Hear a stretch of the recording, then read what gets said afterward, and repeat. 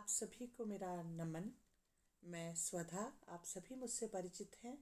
हम अक्सर मिलते रहते हैं और मैं आप सभी के लिए अपनी रचनाएं लेकर आती हूँ। अभी मैं फ़िलहाल आप सभी के लिए कुछ मुक्तक लेके आई हूँ। आशा करती हूँ ये मुक्तक आपको अच्छे लगेंगे।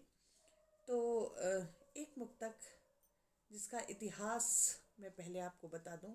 अक्सर ऐसा होता है कि हम कवि या लेखक जब भी कुछ लिखते हैं तो उसके पीछे बहुत सारे कारण होते हैं और उन कारणों को ना समझते हुए जो पाठक वर्ग होता है वो उन रचनाओं को हमारे निजी जीवन से जोड़ करके देखने लगते हैं और प्रतिक्रिया देने लगते हैं। तो मैं ये कहना चाहूँगी कि हमेशा ऐसा नहीं होता है कि हमने कुछ लिखा हो तो वो हमारे निजी जीवन में घटी हुई घटना हो। हम आसपास की घटनाओं से भी प्रभावित होते हैं।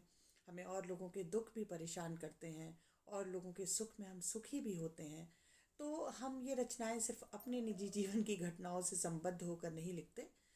इसी श्रृंखला का एक मुक्तक आप सभी के सामने कि मैं जो भी लिख देती हूँ वो अपने लिए समझता है। मैं जो भी लिख देती हूँ वो अपने लिए समझता है। अक्ल बड़ी या भैंस इसी से देखो आज झलकता है। पाठक है, पाठक है तो पाठक बनकर रचनाओं का स्वाद चखे। पाठक है तो पाठक बनकर रचनाओं का स्वाद चखे। रचने वाले के भावों का क्यों कर रंग बदलता है।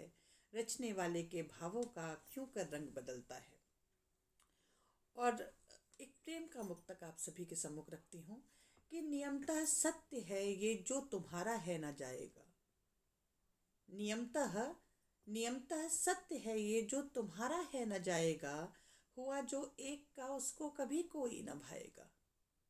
जब कोई किसी के प्रेम में होता है तो उसको उसके अतिरिक्त तो दुनिया में कुछ भी नहीं दिखाई दे रहा होता है। तो नियमता सत्य है ये जो तुम्हारा है न जाएगा।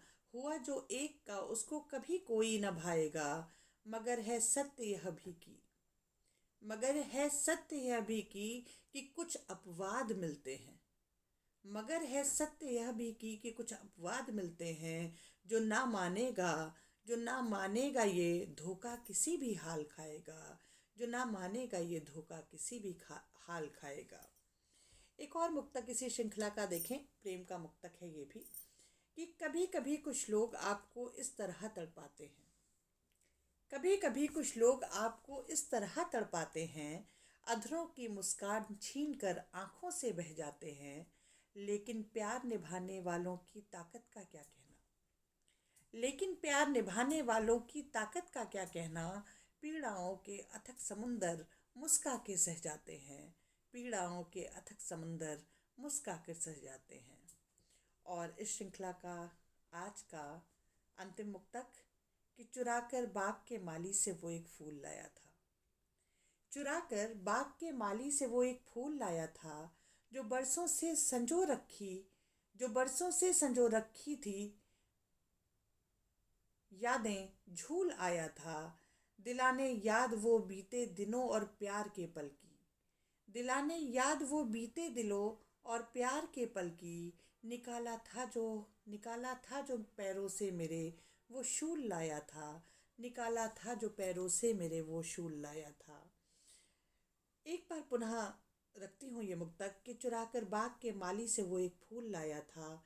मेरी यादों के झूले में वो बरसों झूल आया था। दिलाने याद वो बीते दिनों और प्यार के पल की। निकाला था जो पैरों से मेरे वो शूल लाया था। निकाला था मेरे पैरों से जो वो शूल लाया था।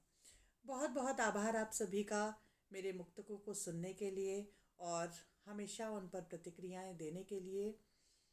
मैं आभारी रहूँगी। आपकी प्रतिक्रियाओं की हमेशा प्रतीक्षा रहती है। वैसे तो आपको मेरी रचनाएं अच्छी लगेंगी तो आप चैनल अवश्य सब्सक्राइब करेंगे, लाइक भी करेंगे और शेयर भी करेंगे। पर फिर भी ये मेरा अनुरोध है कि आप सभी इस चैनल को अधिक से अधिक शेयर करें ताकि लोगों तक मेरी रचनाएं पहुंच सकें। पर सबसे ज़्यादा महत्वपूर्ण मेरे लिए आपकी प्रतिक्रियाएं हैं। उसे दिलना बिल्कुल भी ना भूलें। बहुत बहुत प्रणाम।